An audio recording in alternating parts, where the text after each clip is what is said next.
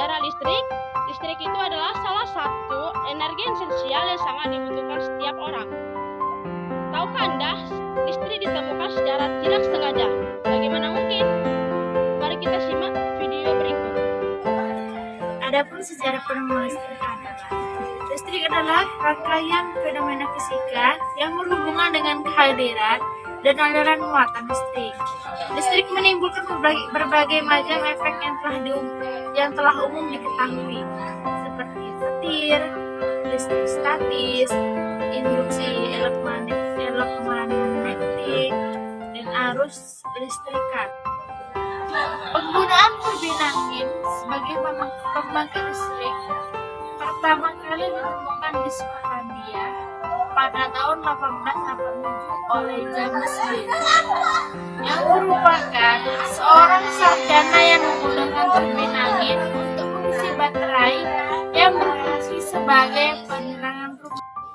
Kincir angin atau turbin merupakan komponen utama dalam pembangkit listrik tenaga angin. Awal kegiatan penggiling padi atau keperluan irigasi para petani.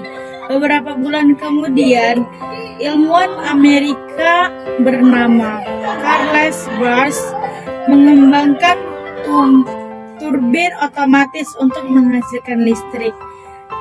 PLBT adalah sistem pembangkit listrik dengan menggunakan sebagai generator. Sumber energi angin sangat potensial dikembangkan di Indonesia karena murah.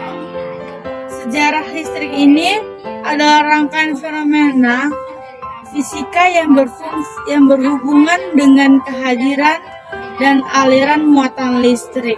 Listrik menimbulkan berbagai macam efek yang telah diketahui. Baiklah, di sini saya akan menjelaskan dari perkembangan pembangkit listrik dari tenaga angin. Perkembangan pembangkit listrik tenaga angin sebagai sumber energi masa depan kian menarik minat perbankan. Itu tampak pada beberapa forum membahas soal pengembangan pembangkit listrik tenaga air atau sering disebut PLTB, yang melibatkan kalangan perbankan sebagai salah satu sektor penting.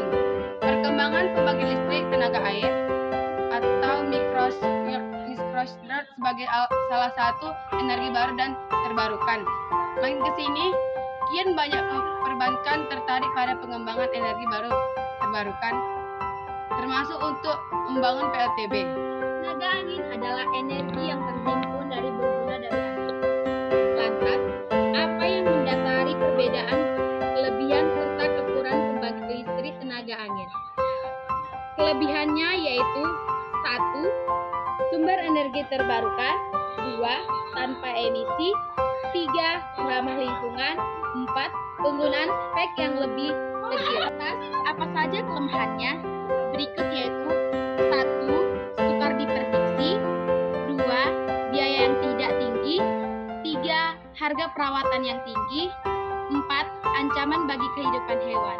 Demikian dari kelebihan dan kekurangan listrik tenaga angin. Saya di sini akan menjelaskan tentang resin. Resin memiliki sejarah yang sangat panjang dan bahkan dijabarkan bahkan sejarah resin telah ada jauh sebelum revolusi industri yang muncul pada abad ke-19. Resin ternyata tidak selalu berasal dari cairan kimia sebagaimana yang kita bayangkan. Resin sendiri ternyata dapat berasal dari produk hutan yang merupakan cairan getah yang lengket dari beberapa jenis pohon yang berasal dari hutan-hutan di Asia Tenggara.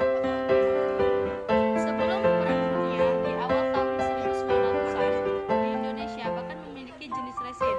Jenis resin seperti terpentin yang berasal dari buah pinus ataupun resin berjenis agastis telah menjadi komoditas yang bernilai ekonomi cukup tinggi. Ya, damar dan resin adalah produk yang sama dan hanya damar lebih banyak dikenal oleh masyarakat awam. Di Indonesia sendiri, tumbuhan penghasilan damar biasanya ditemukan di area Indonesia bagian barat. Sayangnya, damar sendiri masih dianggap sebagai produsen resin yang memiliki kualitas rendah untuk dunia industri, khususnya jika dibandingkan dengan resin yang berasal dari kafal atau terpentin. Sebelum dikenal sebagai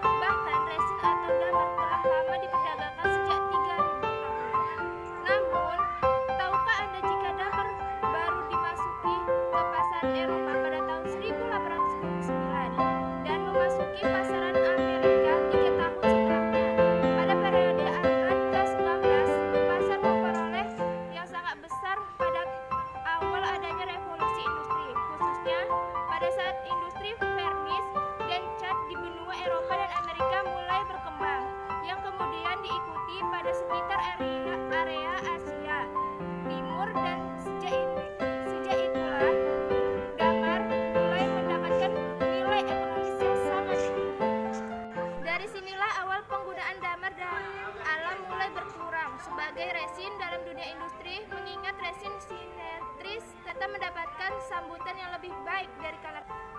Baiklah, di sini saya akan menjelaskan pemanfaatan resin. Resin biasa dimanfaatkan sebagai bahan utama pembuatan komponen bodi mobil. Karena selain bobotnya yang ringan, bahan ini sangatlah aman apabila kendaraan mengalami kecelakaan. Bemper yang terbuat dari resin akan hancur sekaligus berfungsi untuk menyerap impact dari tabrakan supaya mobil bisa tetap aman. Baiklah, saya akan menyebutkan kegunaan dan manfaat dari resin. Yang pertama, pembuatan kerajinan tangan. Yang kedua, menjadi pelapisan dari furnitur. Yang ketiga, bahan utama pembuatan komponen bodi mobil. Resin umumnya digunakan sebagai kerajinan, salah satunya cincin glitter, meja hias, patung hias, anting-anting, dan juga jam dinding resin minimalis. Dan masih banyak juga kerajinan-kerajinan. Sekian dari hasil video kami, semoga video kami bermanfaat. Jika ada kekurangan kata mohon dimaafkan. Terima kasih dan terima kasih, sampai jumpa.